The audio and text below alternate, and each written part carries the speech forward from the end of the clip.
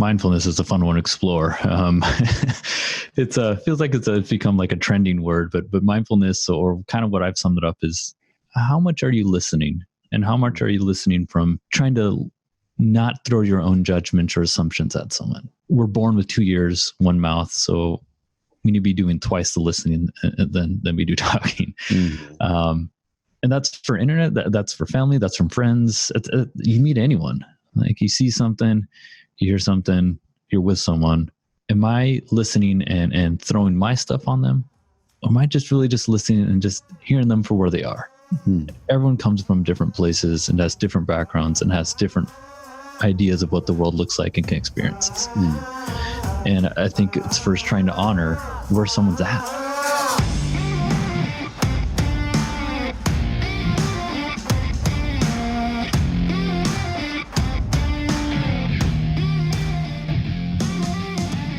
What's up, y'all? Trevor here with the CarrotCast, and I've got an interesting and very meaningful and impactful departure on today's episode.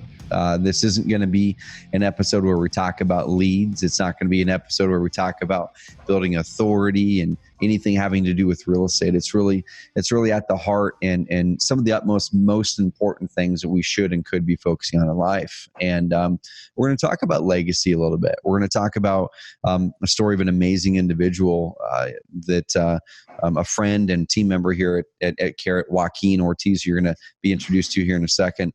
That is near and dear to him, and some circumstances recently that I think are something we want to shed light on. That there's so much negativity that can creep out there in the world right now. There's so much.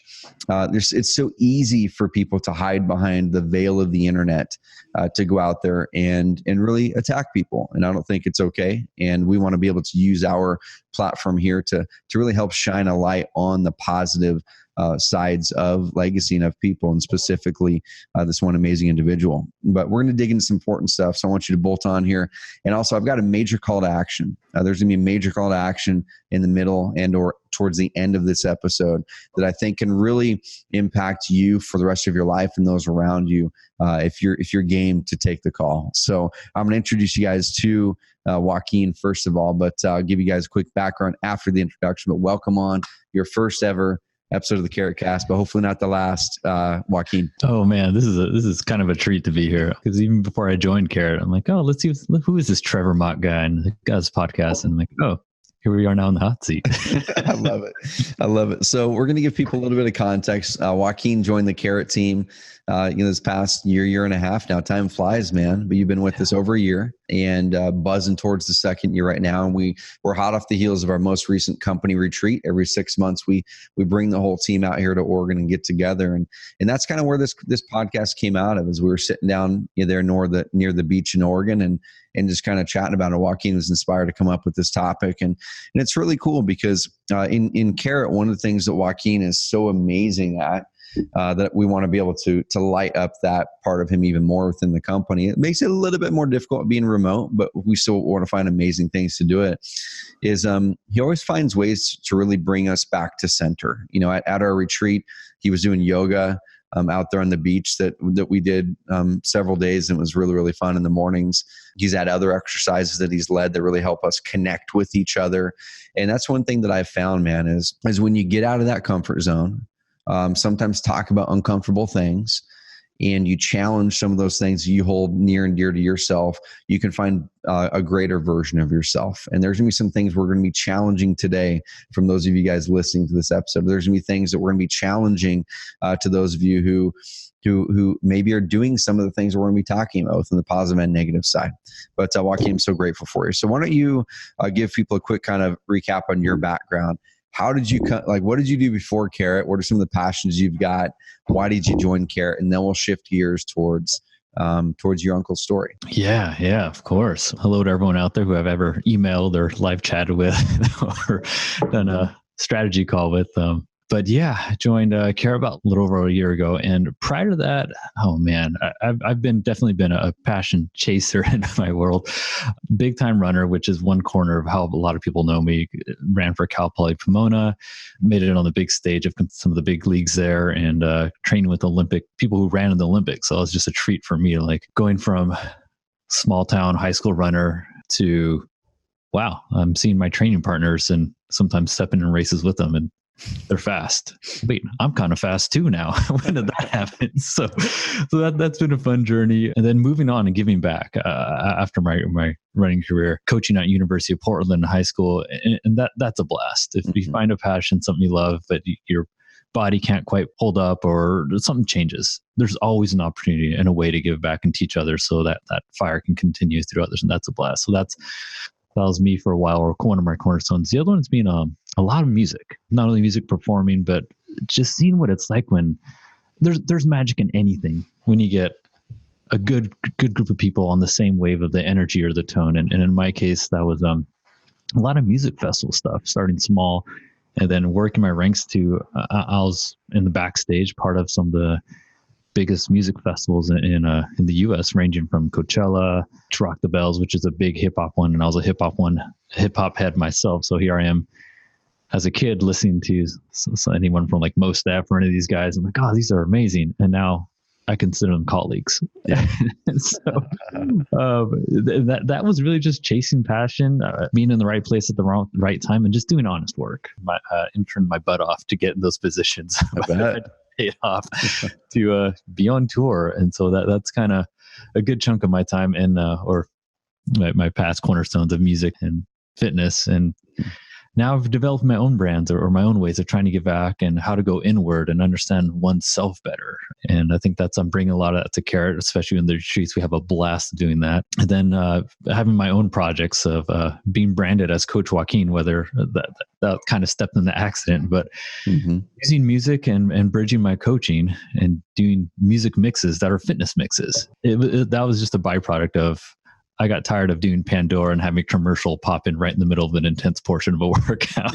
And so learned how to play mixed music from the people I was around, and that's become its own world and a brand that I'm carrying today. I'm having a blast with.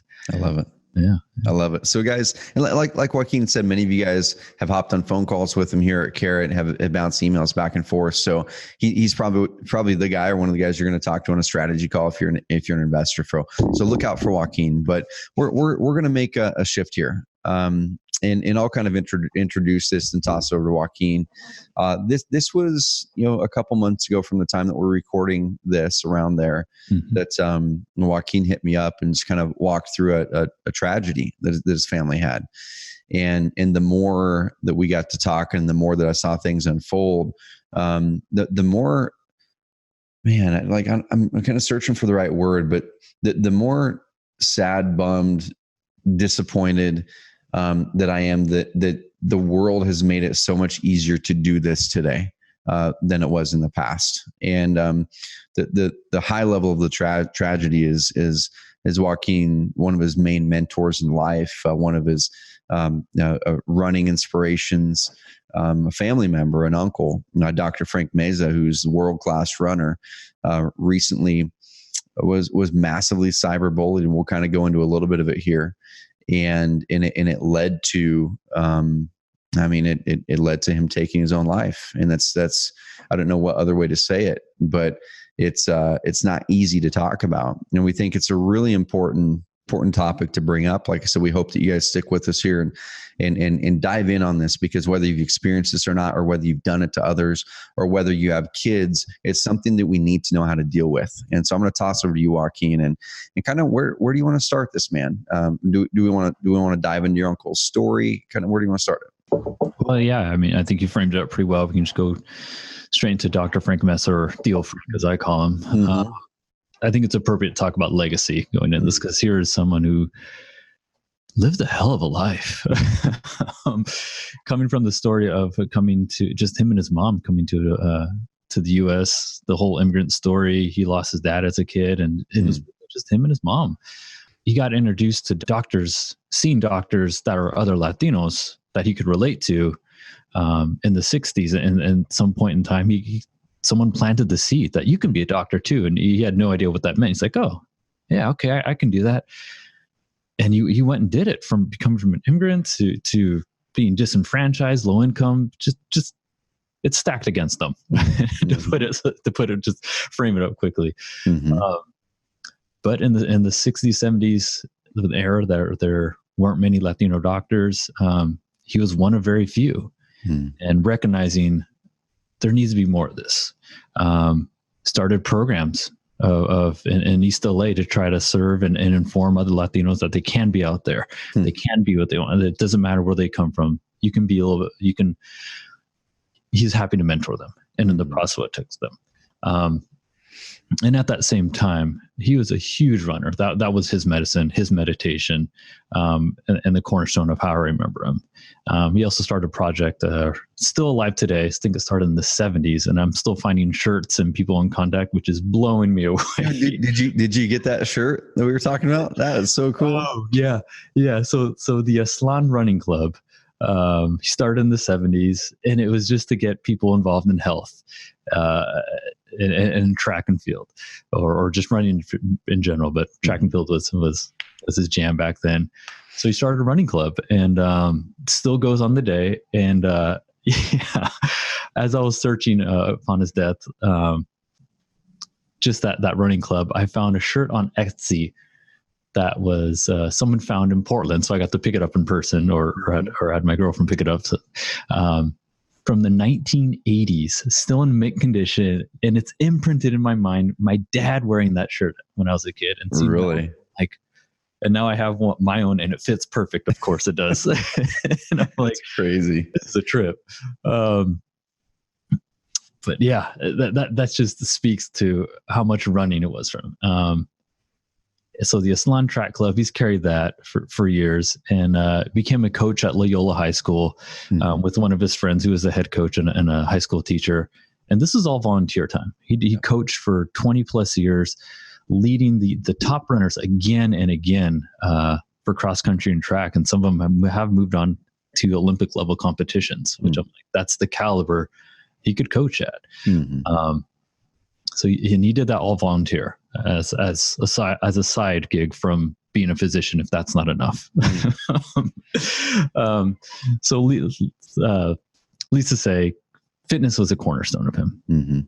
And here is someone in their 50s and 60s, as I was embarking on running, doing 60K trail runs, jumping in Ironmans and doing 100-mile bike ride, just the absurd things that that I see others in 50s and 60s-year-olds just don't have the body, but you have the drive to do that. most are like mentally winding down at that point, you know, like most are going, well, my best years are behind me. I'm kind of going to wind down. But that sounds like he was an amazing example for someone who didn't take that. He's like, well, why should we have to wind down? Let's see if we can't keep on pushing.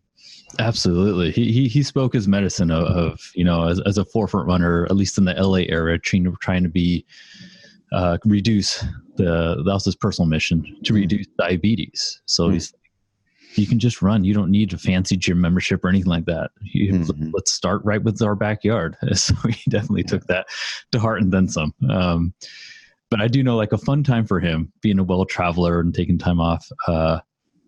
He loved his Tour de France. He flew over there with his bike, would bike portions of the course before they would do it, then watch the bikers have a beer and then repeat it the next day. Like, that was vacation for him. It was fun for him. That's cool. Yeah. Which was like, okay. In my mind, I'm like, okay, yeah, that's a fun way to explore. So I think I adapted that whenever I travel somewhere. I always learn the lay of the land by just going for a run through the neighborhood. Not necessarily biking 60 miles through the foothills of who knows what. To each their own, but at the very least, go explore. Explore new territory. But that's how he lived. He lived as being active. And as he was getting into his 60s, he started jumping into half marathons and marathons, just try something new. And inspiration, I think, from a little bit of the spiritual side of an understanding. I'm going to botch this name up. The Tarahumara Indians, the ones that tribe that can it's in their nature just to run. Yep. And so he just kind of took a note of that, and like, I think I can just keep going. And taking everything he knows about running and building his own training programs, and took on a lot of other people would pay just to learn how to run through him. Just started running, became awesome at it again and again. And me being a college runner, I'd go for a few of these runs, especially with his high school athletes. And he'd do some gnarly ones, just straight up, oh, we're going to run this hill for the next 2 miles. Just straight up. And my goal, like me being cocky, I'm like, I can hang with this. And then towards after a mile into it, I look back and he's creeping over on my heels, and my goal just became not to have him pass me. Yeah. But he's got some gnarly training runs. I remember knocking out with him and the team, which to the caliber of the team, it made sense. Okay, that's we're doing work, heavy lifting work, which that reflected his times or how he trained, and he just steadily became in his 60s just an amazing runner, consistently being a top placer. I'm flashbacking to being at my aunt's house a few weeks ago and just seeing just litters of medals that all started just in the last 10 years of Ironmans, half marathons, and he was in a little league of his own. But over time, there were those who started getting suspicious of this guy's going too fast. This guy's doing too much. This isn't line up. And accusations, I think just started just a few years ago, or at least the pieces, at least when you look online, that's where the first things started surfacing of individuals accusing him of cheating. And they all have their own kind of ideas of how things happened, disqualified from races here and there, which he didn't do it for glory. He did it because he just loved it. And that's how I know him. He wasn't one who boasted anything. He wasn't fancied about having big cars or big houses, fancy cars. There we go. Wasn't his nature. So it made sense as he'd be disqualified from race or people review or things didn't line up. He never challenged it. He's like, okay, well, I ran, I had my fun. Cool. And that, in my mind, that was what Thanksgiving and Christmas would come out. There'd be races or big races before or prior. We'd go knock it out and then come back and be with the family, have fun. But over time, those got steadily louder, especially as he started pressing and got the course records and world records for certain races. It got loud real fast, and people piecing up their own ideas of what's going on. And then two websites in particular came up, and this is kind of where we start seeing the ugly side of the internet. Let'sRun.com, which I remember from my being a runner myself, it's just a big forum, online forum boards, topic based. And then Marathon Investigations, which is a self-proclaimed investigator who loosely tied to runners in that world, whose his personal mission is to uncover or do marathon investigations and uncover the cheaters of the world. Those two kind of teamed up and started going after my uncle and piecing up things, which I'm not big on making my business someone else's business. But that's what it started coming down to the last few years. And these last few months, especially, as my uncle just became 70 and hit a different age group and started just the same things he was doing now. Now that he's in a different age group, he's hitting different record times. So his name started surfacing to the headlines a little bit more, which started tripping more investigations, more people finding pictures and coming up with stories. I haven't dove too much into it. You can come up with your own suspicions, whatever it may be. In my mind, it's a 7-year-old is just running, and that got loud real fast. The allegations, as you can suspect with anything, become comments, become judgments, can become hateful real fast. And my uncle doing the best to just kind of brush it off and not let it bother him. I'm just going to keep running. And it got big when the LA Marathon, I found some things that disqualify him on, which he didn't challenge. I remember like, okay, there are certain rules of my bib number was off or this and that. I stepped off the course to pee. Okay. Yeah, that makes sense. And he also accepted in the future to have someone shadow him. So like, all right, let's just have this done. But all the moments leading up to that, YouTube or comments left and right getting ugly. He made the front page of the LA Times of his name, Dr. Frank Meza, cheater. In my mind, Lance Armstrong didn't even get something that big. Yeah. And that's his hometown, being in LA. So to have your hometown newspaper, you're at the tier end of living your legacy, and that's what you're getting right now. I'm feeling it right now. Just that's breaking to the heart and the soul right there. Oh man. And I do know the last few months, he just became tired. That was kind of the theme of like, I'm just tired, which if you can translate that to I'm carrying something that it's heavy. Yeah. And as I kind of dove in some of the internet stuff, it's bad comments, it's bad allegations, and not even respecting the character of my uncle being just a huge giver. And it's clearly none of these people met him.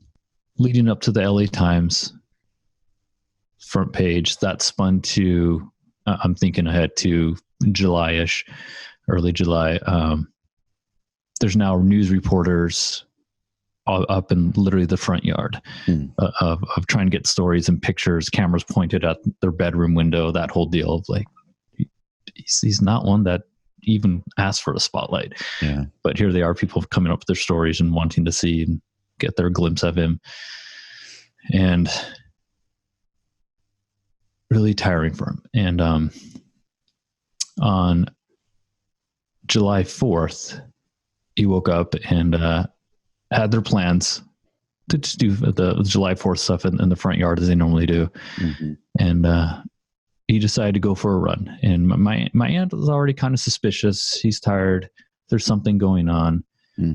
A month prior, he was told he has to have open heart surgery, which is that's a mind boggle in itself. If you're an athlete and you're told you need to have heart surgery, and then everything going on of needing to prove himself innocent in a world where he's like, I don't even care of all these things going on. Just let me run. He decided to go for a run, which my aunt encouraged, just being, you know what, that sounds good. Get outside. Just, go do what you love. Go for a run. He drove off to the neighborhood he grew up in, which wasn't far from where he lived now. Parked the car, left a little note for the family through video. I haven't dove in it entirely, but I know what the essence of it is. Yeah. And found a bridge and made his peace right there. Oh man. And within hours I found out, family found out, and it doesn't make sense. To a degree it does, but the theme, to I understand it, of everything leading up, the allegations, and people started poking personally in his life.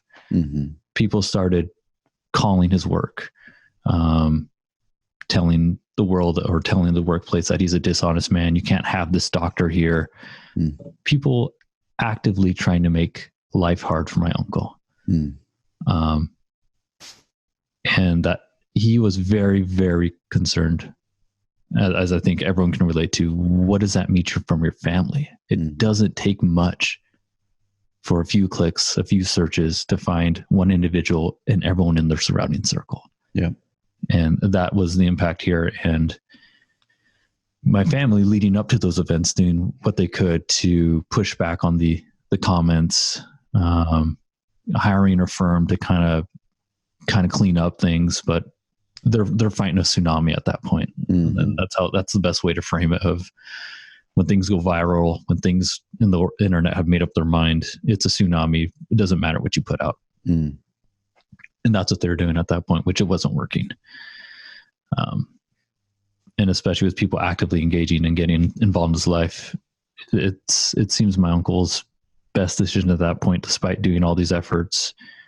There's no laws to protect us. You know, there are consequences and laws if you yell fire in a theater, or if you yell certain things in an airport. There are consequences to that. And if there's a mob in your front yard, you have a phone number to call. There's people you can help you. We don't have that for the internet. What happened here is my uncle needed to protect his family. And I think, or one of the things I think, other than just carrying hate directed at him. He became a target for the internet. And this topic, I mean, it's obviously crazy tough. And first of all, I'm sorry that your family's had to go through this. It's something I can't say. I know what you feel like. It's something I can't say. I can't give specific guidance on how to wade through something like this, nor can most. But Yeah. It's something that I think all of us are going to increasingly encounter these things as we go. And we want to talk about a couple of these things. We want to honor your uncle's legacy, first of all, an amazing runner, an amazing man by all accounts that I've seen and heard. And like you said, guys, here's the thing. I really don't care what the facts are in it. I trust Joaquin in that side. What I care about is there's a human being in this, that no matter what people's conclusions are, whether they're true, false, any of that stuff doesn't matter to me. What matters is there's a human being that people start to attack with little to no gain for themselves other than to throw hatred at people. And no one wins in that scenario. But we've come into a society these days where, let's flip it back to the real estate side, right? Where you'll see someone having a bunch of success in a Facebook group, and then you get as many people hating on them for posting their success as people encouraging them. And all too often we see so many people attacking one's success, or attacking one's opinion, or attacking one's current stance, or their looks, or the way that they talk, or like you can go on and on about any of that stuff. And there needs to be a lot more encouraging of people. And the thing with the internet, and we've got podcasts here, and you're listening to this connected to an internet device, is it's almost made it to where we've removed humanity from the equation of communication so much that if you were to pull this back 70 years ago, you wouldn't have that happening, because most people wouldn't have the guts to say those things to someone's face. But when you have the humanity removed from the conversation, and I can just, with a little username or behind the veil of this blog where the person can't actually really come and find me physically, you have a lot more gumption to say things that are very hurtful that you probably would not say, and you would hold back in a real life conversation. So we want to talk about a few things there. I know you're really big on mindfulness, and it's on my notes here if you want to dive into that. But what are some things, if any of us are guilty of flipping to the negative, or if we see it, what are some things that we can do to be more mindful of other people, but also if we are at the attacked end of this, is there anything that we can do just with all the training and learning that you've been learning lately? Mindfulness is a fun one to explore. It feels like it's become like a trending word, but mindfulness, or kind of what I've summed it up, is how much are you listening, and how much are you listening from trying to not throw your own judgments or assumptions at someone. Just, we're born with 2 ears, one mouth. So we need to be doing twice the listening than we do talking. Mm-hmm. And that's for internet. That's for family. That's from friends. You meet anyone. Like, you see something, you hear something, you're with someone. Am I listening and throwing my stuff on them? Or am I just really just listening and just hearing them for where they are? Mm-hmm. Everyone comes from different places and has different backgrounds and has different ideas of what the world looks like and can experiences. Mm. And I think it's first trying to honor where someone's at. There's that Tony Robbins little clip of, or I think it was someone mentioned the story, none this story, the idea of there's an individual on a subway watching two others, and this guy's down, or this guy's just heads down, and he has his kids just rambling, doing crazy, and the guy's watching him, snaps on him, goes, "Hey, can you take care of your kids here? There's running wild." Mm-hmm. And the individual looks at him and goes like, "Oh, I'm sorry. Yeah, they just lost their mom, and I'm not too sure how to take it, and I guess they don't know either." Mm-hmm. And in that situation, if you were to snap at one in that situation, you'd feel like trash. Oh yeah, it's like, oh, okay, I get it. Mm-hmm. Yeah, process, be where you need to be. Yeah. And I think that's just a great example of what it means to, you this needs to look a certain way, but mm-hmm. you don't know what's on that end. You don't know what's going on. And so mindfulness is the idea of how much are you listening to someone, and being able to recognize what is my projection or judgment versus just recognizing that's where they're at. Yep. And there's a big part of it too, man, that kind of even going back to Dr. Frank's story here is man, it's like there's the mindfulness of listening to, like you said, where they're at, which likely many of the people spewing the hatred likely didn't. They formed their opinions very early on, and then they were going to stick to them. And once again, it doesn't matter to me in this case the facts. What matters to me is going back to going, okay, cool. Did that person actually, number one, give them the benefit of the doubt? Number two, let's think about mindfulness as far as how we then communicate back to people, right? Mm-hmm.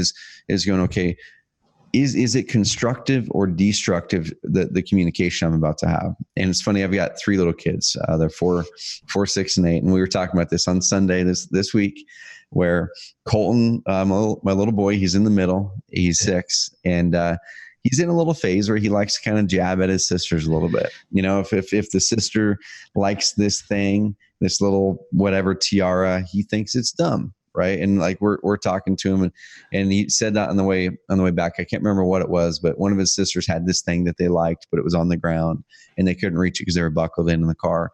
And Colton goes, "Oh, that thing's," what did he say? He goes, "Oh, that thing's kind of dumb anyway." And I talked to Colton and I said, "Colt," I go, "Man, first of all, you might think it's dumb, but your sisters really like it. And so would you like that if one of your sisters said it about the toy that you're holding right now that you really like, that you just got for your birthday?" And he goes, "Well, no, I wouldn't." I go, "Okay, cool. So let's make sure that we recognize, are your words dragging someone down, or are they building someone up? And if you're ever going to say anything that drags someone down, you should just think about it and cast it aside and don't say it. Only say things that build people up." Now, I know it's tempting. I know sometimes you want to make a point, right? You want to make a point sometimes, and sometimes we get dragged into that, into that destructive path of, I want to make a point doing this. It is going to be destructive, but me making my point was more important than the destruction that might have caused on the other side. And I want all of us to think about that more. Is us making our point, and that little injection of ego that we're going to get for a half second, is that more important than the destruction that we're likely going to have on the other side? And I think 9.99999 times out of 10, the answer is no. And let's pull back in that, and let's help coach our kids in a way. Let's grow another generation that's going to be more mindful. Let's grow a generation that's going to build up, not tear down. And let's just really get that out there more in the world in a big way. Social media, next thing on here, we talked a lot about just the spread of cyberbullying and how social media can amplify that. And I know one of our core values here at Carrot is be a beacon of positivity and possibility. And that's like, it's probably my favorite one. It's whenever I get dragged down, like even earlier today, Joaquin, I was on a big old content push, and then we kind of had a little snafu on something, and it wasn't even a big one at all. And I didn't care, but I kind of got dragged down energy wise, and I was getting a little bit negative in there.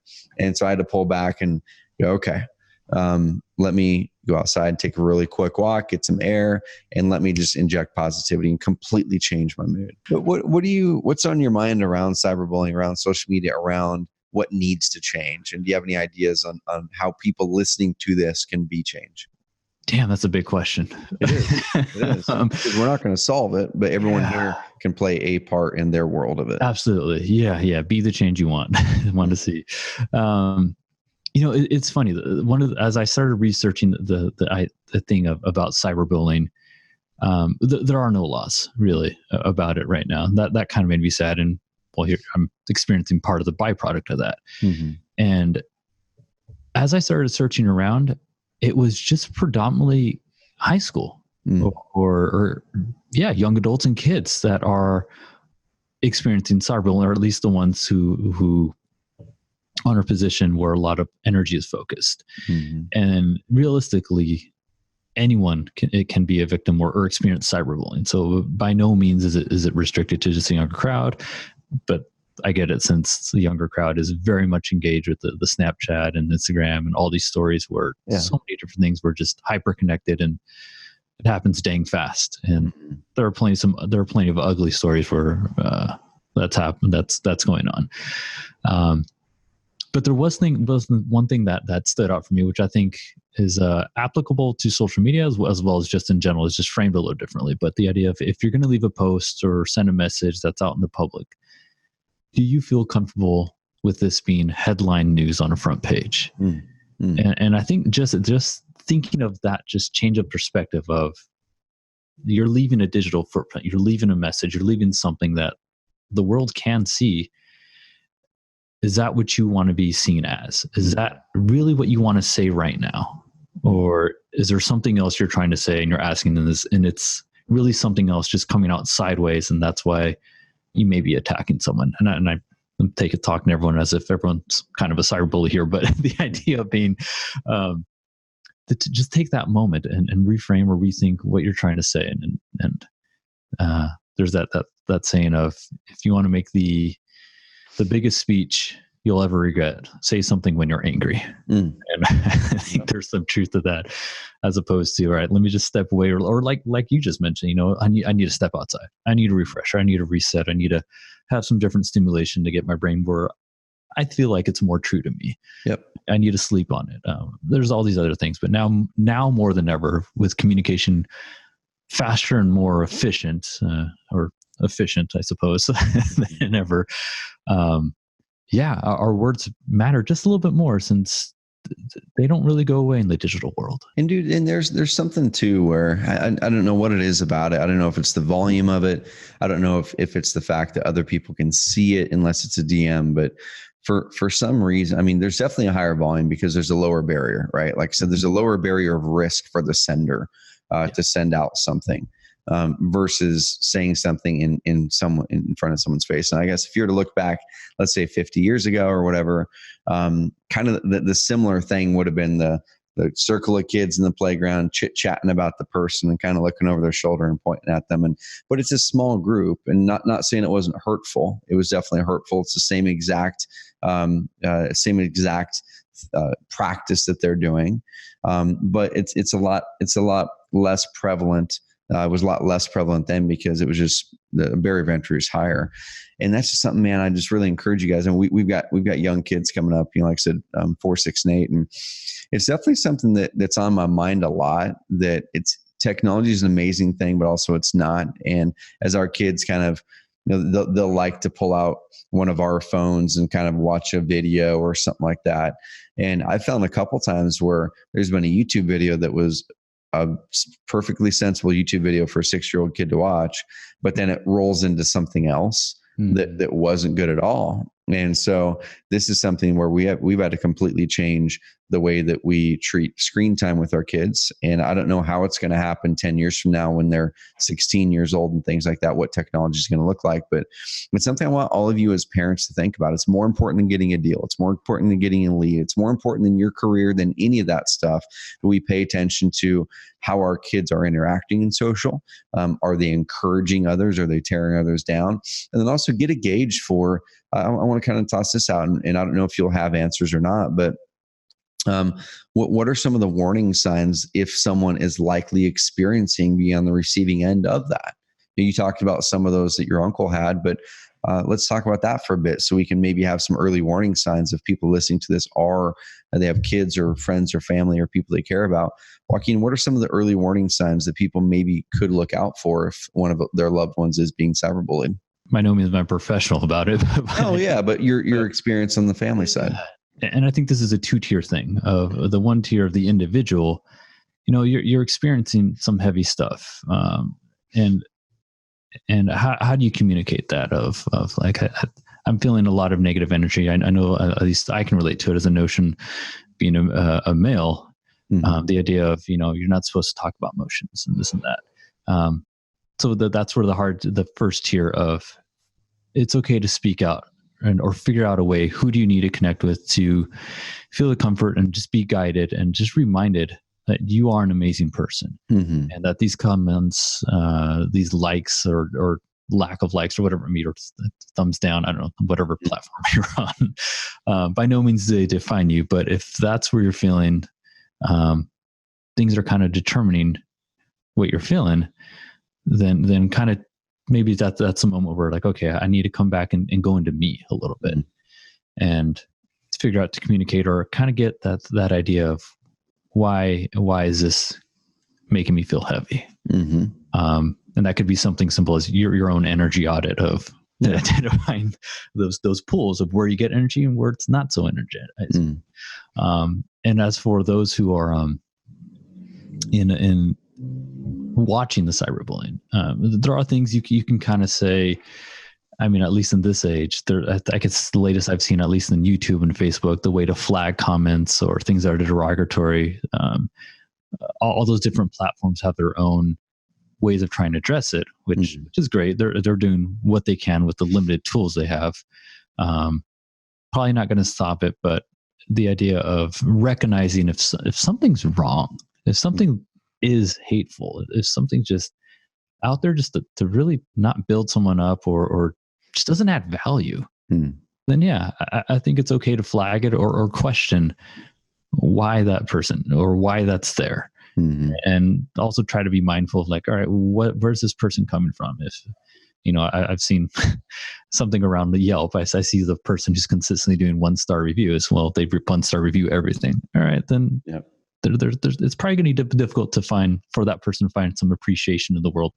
Oh yeah, they're going through some stuff and they're projecting on everyone else, and that's the thing I've learned too, man. Is usually the people that are out there spewing that garbage, they're going through their own crap in some way, shape, or form, and they're projecting it on you, and it's so unfortunate. It's so unfortunate that sometimes we get to a point where we think we'll fix our stuff by bringing someone else down. There's a quote that Tony Robbins says that there's 2 ways to build the tallest building in town. You can tear down other people's buildings, or you can build the biggest building.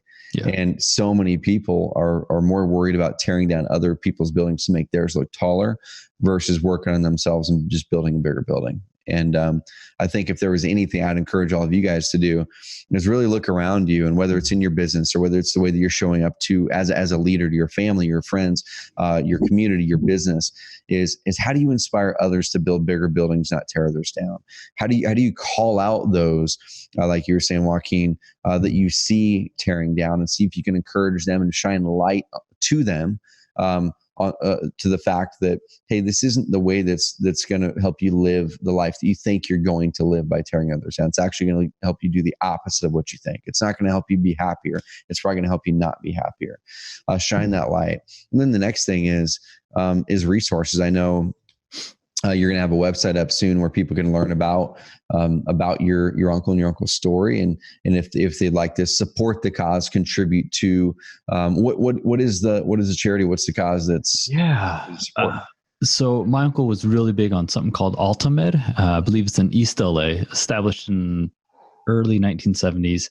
But it's essentially recognizing, it was at one point, I think to a certain degree, a free hospital in certain senses, and it's meant to target those who are disenfranchised, who don't have health access. And at least in LA, big Latino community, there's multiple barriers of what it means to have access to care and be informed of what's going on there. So Ultimate is definitely on the forefront of being in communication there, and he was very much a part of that and loved everything that they stood for. And he has a lot of heart and soul there. So the family in Ultimate, they built made us their own page and contributions rather than sending flowers, which my aunt has had living rooms full of. I bet. But they're asking to kind of continue to fund scholarships for students who are involved in Ultimate, or just wanting to serve communities that are not being served and getting the help they need. Donations are they're happy taking donations in his name. Cool. His name, and yeah, I'll have a button hooked up on that, or a link something in this cast or website. Awesome. So before I forget, what's the URL to your website so they can learn more about your uncle's legacy? Go and they'll find the link to that. What's the URL? Yeah. So I have a website that I'm starting to take in the world of what it means to kind of be a little vulnerable or figure out the underlying story. It's been a little personal mission in my life, is takingoffthearmor.com. And that's kind of my cornerstone of my project, to what it means to be of service to someone who may be struggling with emotions or having patterns or limiting beliefs or just feels stuck. I've learned some amazing tools and super thankful in the last few years. And now I'm kind of cultivating that as a place. And then just the timing of things, the circumstances. And one of my personal missions the last few years is to kind of curb the number of men committing suicide, which is, I think, a 4-to-1 ratio, men to women. And that's been steady since the 1970s. So I've kind of thrown my hat with my own story of kind of being on those points of just depression. That's where taking off the armor is my own lessons and learnings and service to those who going through something. And okay, let's dig around and kind of make something more available that might be limiting right now. Man, I appreciate you big time on this, man. I mean, you've taken off the armor in this podcast.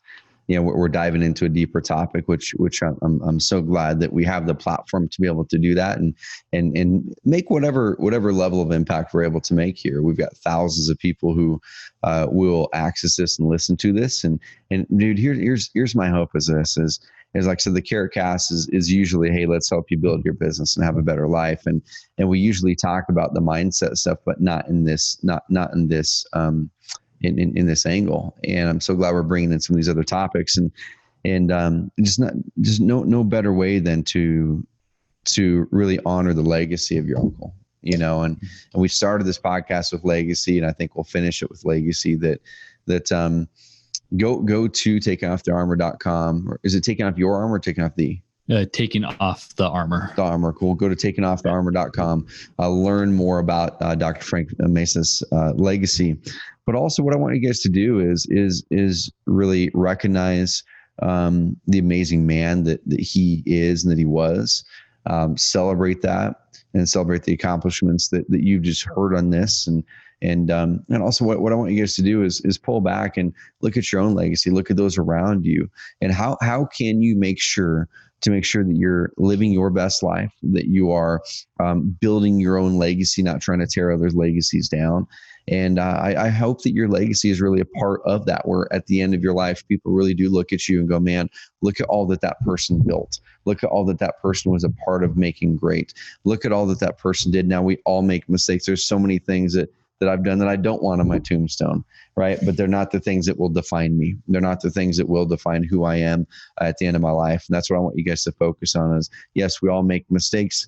Let's recognize those, cast them aside, and let's go, what is it that is the legacy that I'm going to be known for?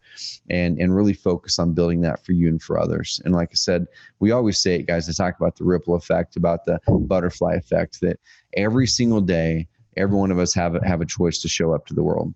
We have a choice to leave a wake of destruction behind us by saying negative comments, by giving people weird looks, by being negative in general, even if it's not directed at a person, by just anything and everything. We can leave a wake of destruction, or we can leave, just an amazing,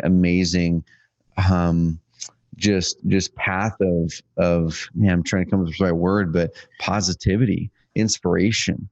And that's what we choose to be and what we choose to do. Joaquin gets those emails, and he sees them. We see them in the awesomest thread here at Carrot, and how we've consciously made that decision on how to run business and run life. We're not perfect, but that's our aim. So, Joaquin, man, any parting words on this episode of the CarrotCast to honor your uncle, and also just on this topic? What are some things that you would love for people to take away from this episode? Yeah. What came to mind real quick, and I think this is awesome, to speak about legacy, what it means to make sure to build your legacy, build you're building the biggest. Teach others how to build their big buildings to even be bigger than yours. And that really came full circle, which was healing for my family. At the funeral, there's maybe 1,200 people packed.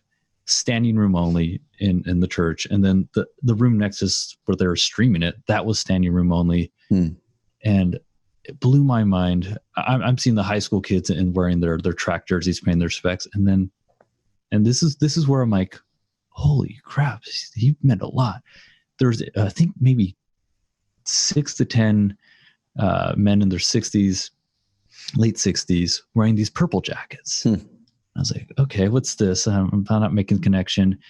And then as the service is going on, they had special guests, and they point out to these men in these purple track jackets. It was his teammates from 1960s at his high school came to show up. They sang the alma mater, and it's like, damn. Really? Oh, geez. That's got to give you chills, man, in that moment. That's crazy. It was beautiful, though. The idea of like, that's legacy. Yep. I had one of his patients after service come up. They thought I was son, which is funny because there's like a good couple inches difference between that matter. But one of his patients, I didn't know this woman. She's like, your uncle meant a lot to me, or your dad, but your uncle. And I just want to say thank you. He was an amazing doctor to me. And for a perfect stranger to say that's a beautiful place to share gratitude. And I'd say that's what leaving a legacy is about, to bring other people up. And my takeaway from this, and I try to practice this as best as I can every day, share gratitude about a person before it's too late. And they, give flowers while they're still around. Don't wait till the funeral or something like that to give some flowers. So, dude, that's big right there. And I want people to do that. That's the number one action item for you guys for this week in the CarrotCast, is I want you to do exactly what Joaquin said there. Identify someone right now, today, before you go to bed, and I want you to visualize that person. Picture them right now, someone that you maybe haven't said those words to them that you know that you want to or should say, or the person that you haven't called, your mom, your dad, your brother, your sister, a friend of yours, your wife, your husband, whatever it is.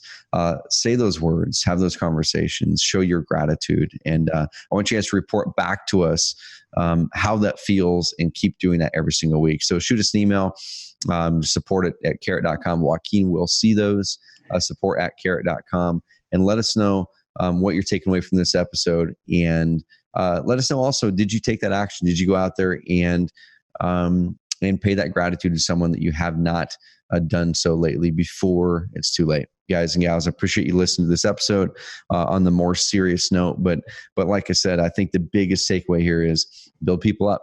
Let's build people up, guys. Let's make that our call to arms here at Carrot, is to build people up, is to inspire those who are tearing down to notice how much better life can be and is when you focus on the building up versus the tearing down side of things.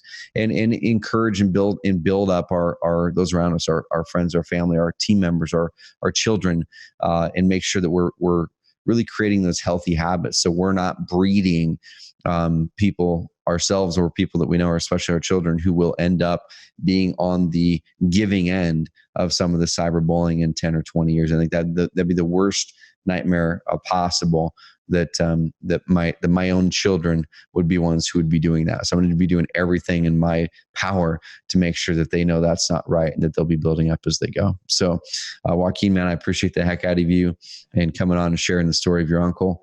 And we'll definitely get you back on the CarrotCast sometime soon, man.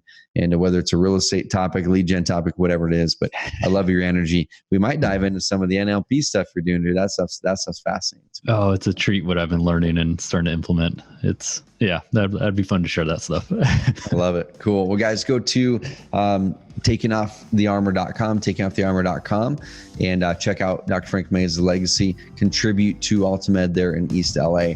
And Joaquin, thank you very much for hopping on the CarrotCast, man. I appreciate you, buddy. Thank you. Thank you.